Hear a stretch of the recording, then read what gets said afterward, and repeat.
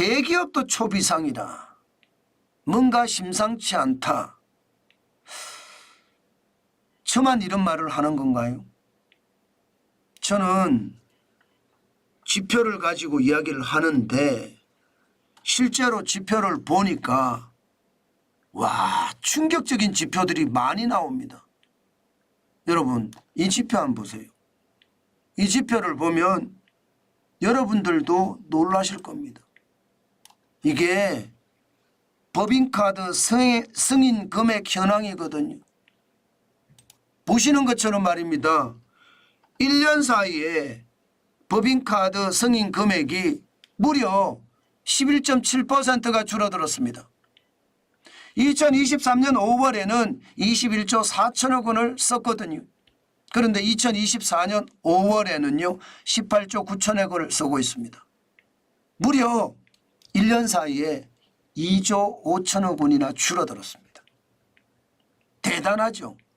그나마 1월 16조 6천억보다는 좀 나아졌다고 이야기합니다. 진짜 최악이죠. 법인카드를 안 쓴다는 이야기는 여러분, 우리 시장에 저는 굉장히 큰 충격을 준다고 생각해요.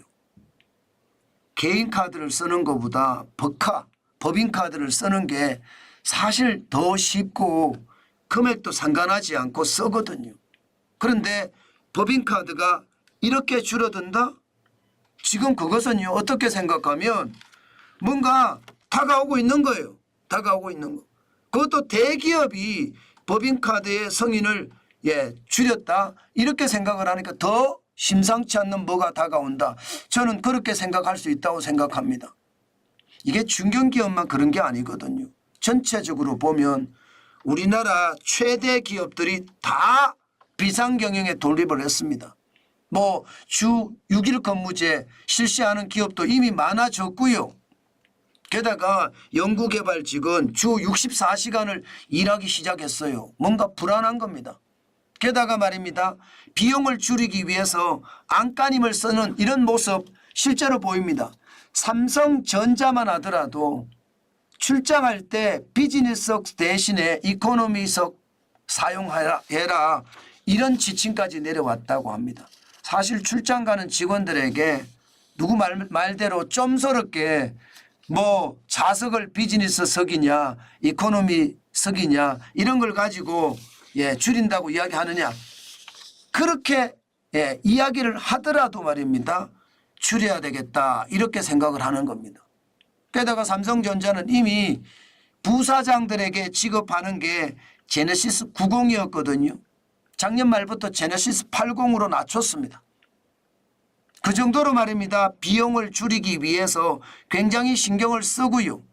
또 퇴직자들을 대상으로 상근 고문 제도를 계속 운영해 왔거든요. 이거 대폭으로 줄이고 있습니다.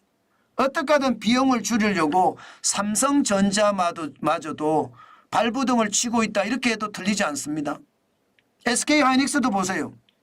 임원 팀장의 복리후생비 마이너스 50%입니다. 활동비도 마이너스 30%로 줄였어요. 법인카드를 줄였다는 뜻이에요. 법인카드 쓰지 말라는 뜻입니다. 게다가 SK그룹 전체적으로도요. 정계열사의 긴축 경영을 돌입한다 하고 선언을 했습니다. 그러면서 부서 회식비도 줄이고요. 심지어 임원들끼리 골프도 치는 것을 지금 금지했다 이렇게 이야기할 정도로 난리가 아닙니다. LG그룹도 마찬가지입니다.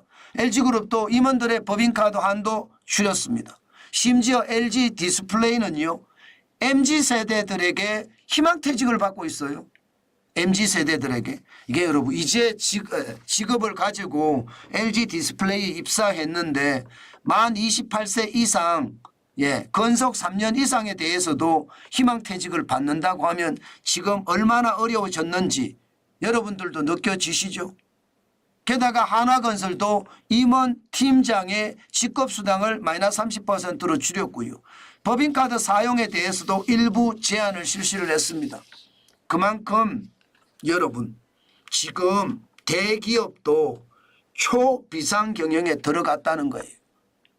그 정도로 말입니다. 어렵다는 이야기죠. 예상했던 것보다가 경기가 반등하지 않는다는 뜻입니다. 사실 말입니다. 소매 판매를 보면 2022년, 2023년 2년 연속 마이너스 행진을 했거든요. 이게 소매 판매가 많아져야 기업의 생산도 더 많아지고 기업의 생산이 많아져야 일자리도 만들면서 경제가 선순환으로 돌아가는데 지금 예상보다 선순환으로 돌아가지 않는다는 뜻입니다. 그렇게 되면 여러분 영업이익률이라도 많아져야 되는데 영업이익률도 지금 굉장히 많이 줄었습니다. 외부 감사 대상 기업의 매출액 영업이익률 2023년 3.8%까지 떨어졌습니다. 코로나19 때도 4.2였습니다. 많이 올라갈 때 2021년에는 6.8까지 올라갔거든요. 이게 3.8까지 떨어졌으니까 회복이 더디다가 아니라 오히려 회복이 점점 더 나빠진다 이렇게까지 해석하는 사람들도 있을 정도입니다. 그러니까 시장에는요 길게 침체 상황 계속되니까 대기업들도 현금이 점점 말라간다는 뜻으로 해석합니다. 게다가 올해 들어와서도 소매 판매가 안 좋아요. 지금 1월에서 4월까지도 보면 3월에 마이너스 3.1%까지 소매 판매가 떨어진 적도 있거든요. 3월에 1.6%가 올라갔지만 4월에 다시 마이너스 1.2%입니다. 2월에 마이너스 3.1%, 4월에 마이너스 1.2%. 그러면 여러분 소매 판매가 안 된다는 뜻이니까 기업들은 그만큼 어려워진다는 이야기죠. 번 돈이 없으니까 2023년 기준으로 보지만 여러분 외부 감사 대상 기업 중에 이자 보상 비율이 100% 이하인 기업 비율 여러분 40%예요. 이 말은 여러분 10곳 중에 4곳이 벌어서 이자도 못 낸다는 뜻입니다. 이거 한국은행의 조사거든요. 예, 외부 감사 대상 기업이라는 게 32,032곳 중에서 그렇게 조사를 한 겁니다. 다른 어느 때보다 지금 많습니다. 다른 어느 때보다 2019년만 하더라도 34.4%, 좀 떨어졌을 때는 2021년에 34.1%였거든요. 이게 40.1%. 2023년.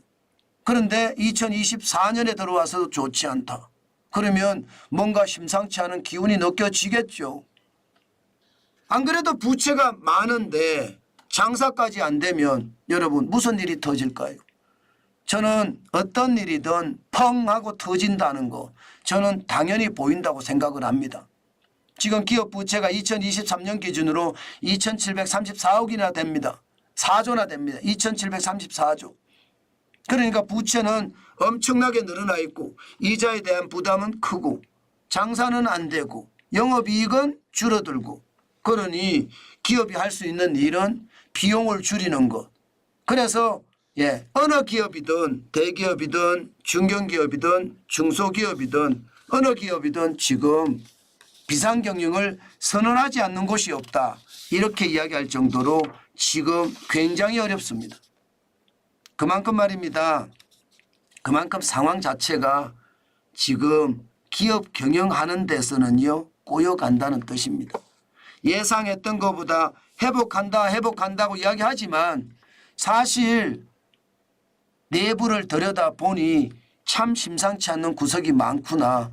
아마 여러분들도 그렇게 느껴지실 겁니다. 저는 그게 시장에는 더 큰 위협으로 다가올 수도 있다고 생각합니다. 그만큼 상황이 꼬여갈 대로 꼬여간다는 뜻으로 그렇게 해석하면 되고요. 생각했던 것보다가 회복의 속도가 빠르다고 하지만 회복의 속도가 예전만 못하다 이렇게 생각하면 틀리는 것이 아닙니다.